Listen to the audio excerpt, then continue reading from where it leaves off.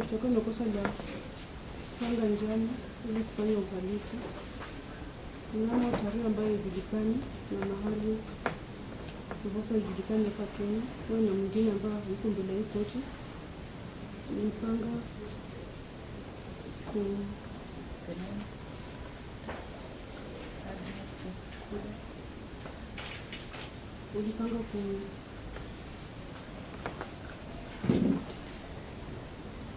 kumuibia Agnes Kagure Karuki shamba yake ambaye ni IR 209/4843/10 ambaye ni 0.3252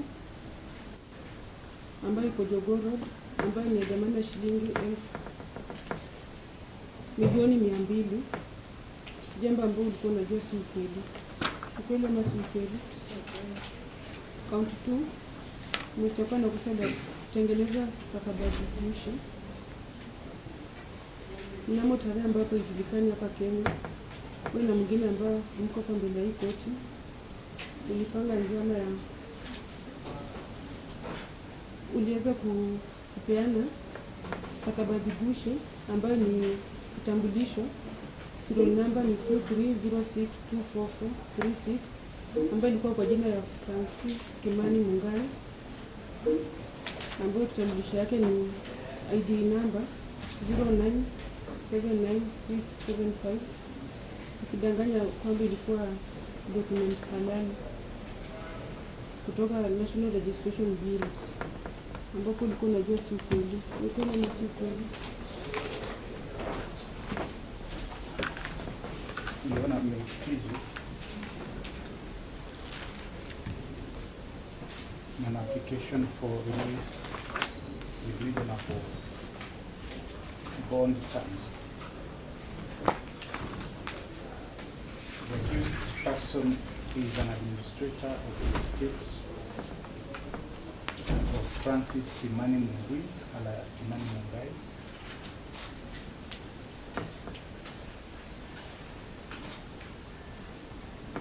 and who, pursuant to what the law requires, the law of succession,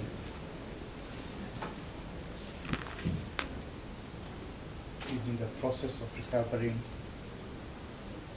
the estate of her late husband,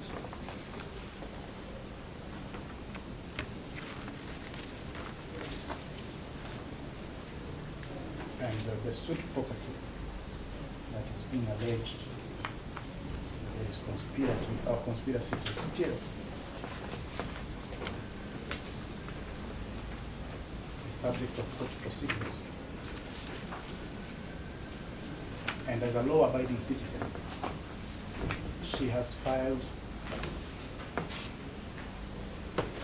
Milimani Environment and Land Courts ELC case number 345 of 2018.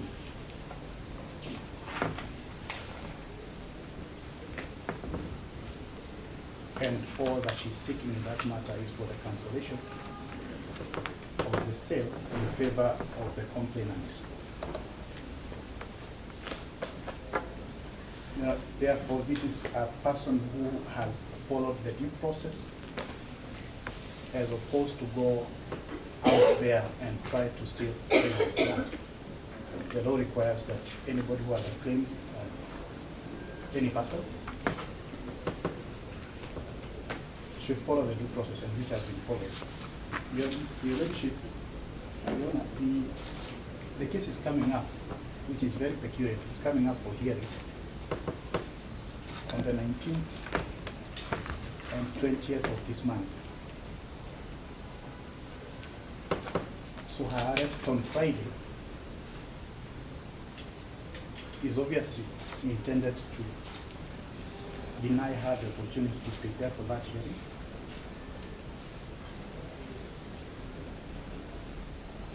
Where all parties have equal opportunity to present their documentations and to abide by the outcome of that court. So in short, Your Lordship, I'm here for both terms. throwing a doubt at the charges the client is facing. I have a copy of the amended complaint in that matter. As a matter of course,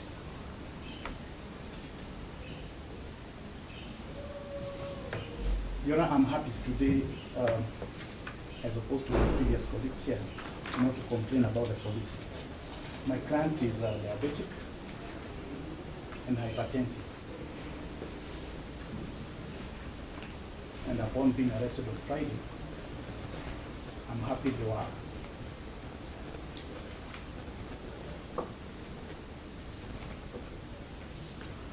they provided, they actually bought for her the medication for hypertension and diabetes, and released her on Saturday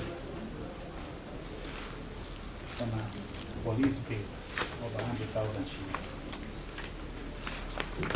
She has been here. I was fearing that she might collapse, but she has been here since morning.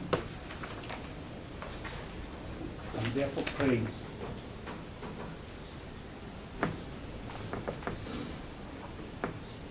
that you may release her and allow her to go and prepare for that case.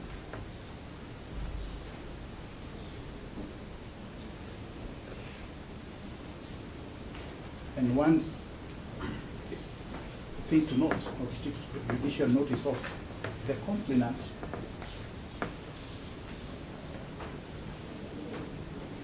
who is a former governor of Nairobi,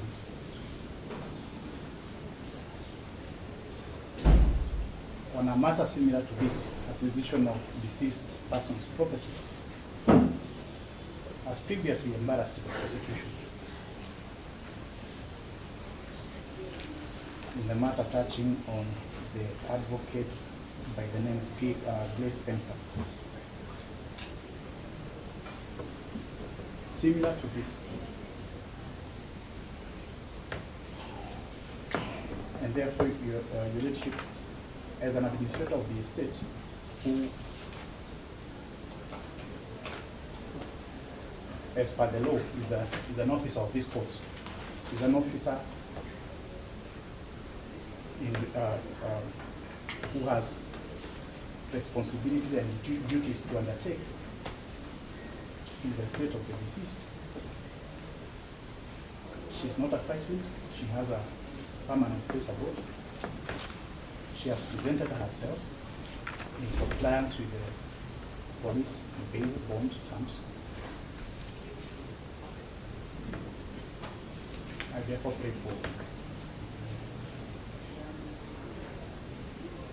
similar bonds to the last, similar terms, and a date for pre-trial that does not coincide with the hearing of the case in the environmental and land division within these premises. I believe the cash bail and bond terms are intended to provide a fair hearing and for the fair hearing in this matter, but also the matter before your brother Justice Mbogo in the ELC division. I will also be applying to the office of the DPP to review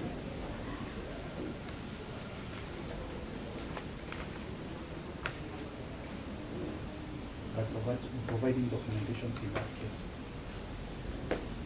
I could not have done that. It was not communicated when the decision to charge was given. She was only arrested on Friday evening. Her age and her health, I pray that the same be taken into consideration. That's all. Over certain properties of a deceased person. Your Honor, I was trying to have a close look at the charge sheet. Nowhere has the word administrator appeared, and those have been saying those are matters of fact and matters that will be addressed during the pendency of the hearing. On the issue of the ELC matter, we are not also privy or parties to the same matter. I was even surprised there's still a pending 2018 ELC matter. So, Your Honor, I will not want to say whether this property is subject to the proceedings in the ELC matter. Your Honor, on the issue of the complainant, having done whatever in a different matter, Your Honor, I'll be praying for the said record to be expunged, because whatever happened in that matter, if at all happened, there's no direct correlation in the matter that is before court today. And the said cannot be used to, especially to address the issue of bail.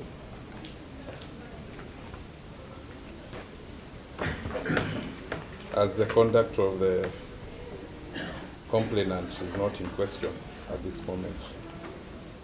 Your Honor, on the same note, if the court will, for any reason, consider the same, it is my submission that even leaders deserve justice. Even leaders are offended and can come to this court for reprieve. On matters of our health, Your Honor, that I will also leave it at that. Nothing has been brought to court. No documentation, no treatment notes as of such. Your Honor, as I've been pleading, I'll be praying that this court balances both the rights of the accused person and that of the complainant. Your Honor, I'll be very deliberate on this system to use that the complainant lost a colossal amount, or the property involved is colossal. That is 200 million is not a simple or little amount, Your Honor. Your Honor, also, as I've been putting that book for guidance on bail, Your Honor, as another general principle, it states that the same should not be set too low, in which the accused person can decide to have the said forfeited and abscond court. It must be an amount that actually gives motivation for the accused person to attend court. Your Honor, the cash bail that was granted to the accused person was pendency to investigations being completed and the accused person being arraigned in court. Now that they have been arraigned in court, Your Honor, the same is not, this court is not bound by the said amount that was granted. And at the time of investigations, probably even the value of the said property was in dispute. But now, since we have already stated an amount for the property in dispute, big 200 million, but the court is a reasonable and commensurate amount, balancing both sides. That will be all. The complainant is in possession and active occupation of the said property. The count number one is has been read, is an intention, not that it has already been lost. She is in possession. And Your Honor, just a perusal of the amended plaint in the matter that I have already cited to the court. The prayers by the accused person in that matter is for cancellation and occupation. Nobody has lost 200 million. In fact, Your Honor, you will note the property was sold to her in 2015 for a meager 10 million shillings. It is there in the in those pages in the matter. 200 million is just to ensure she doesn't get, she does not get the bail that she can afford. You know, so far as the issue of whether she's an administrator or not, that plaint, it's clear that she's suing on behalf of the estate of the deceased husband. Details have been provided. The grant, even the case number, is all there in that place. And I'm happy that the prosecutor is saying that they have no idea about those issues, meaning they were not provided with any information about the existing court matters deliberately, because we had provided last year. They have not been provided with any information in relation to that property. They are not provided with information as to who is in possession.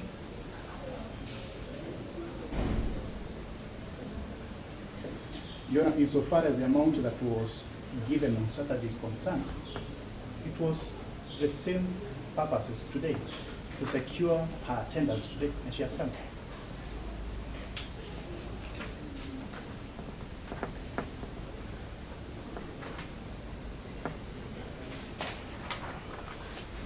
Your health, as I indicated, was a consideration even for that cash bill to be allowed to be paid. It has not been disputed that she was provided medication at the police station for the conditions that she's suffering. And therefore, Your Honor, we are praying for very lenient. Looking at her age, she's a senior citizen.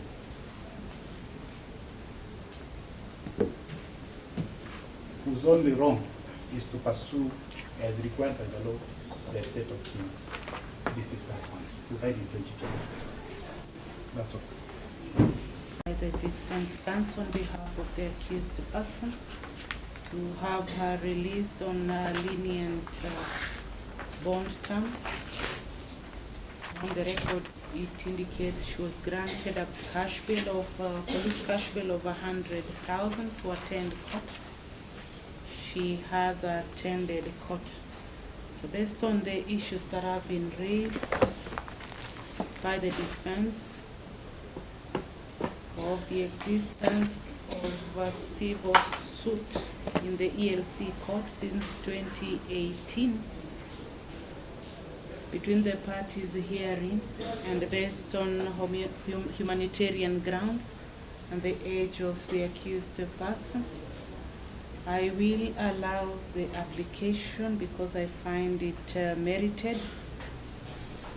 I'll grant her a bond of 1 million shillings together with a surety of similar amount and a cash bill of 100,000 with the 2 contact persons.